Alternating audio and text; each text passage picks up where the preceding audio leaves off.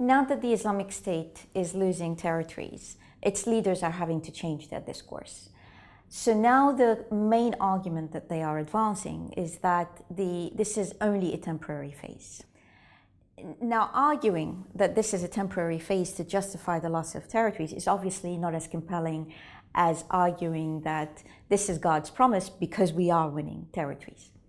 Having said that, even though this is a weak argument, this argument could prove to be resilient if there are no political solutions in place, particularly in Iraq and Syria.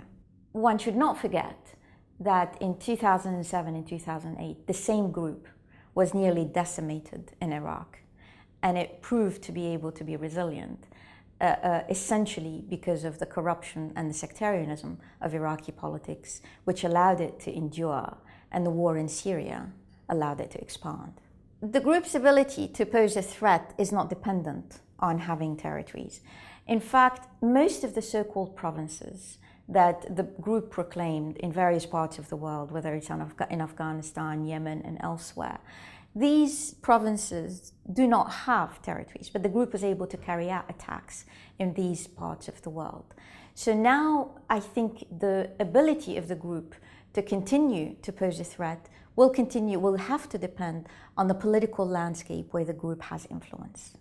As far as the Islamic State's aspirations, I'm sure it has many, but one key aspiration is really to destabilize the Kingdom of Saudi Arabia. Abu Bakr al-Baghdadi, the group's leader, has singled out the believers in the Arabian Peninsula and called on them to rebel against the regime.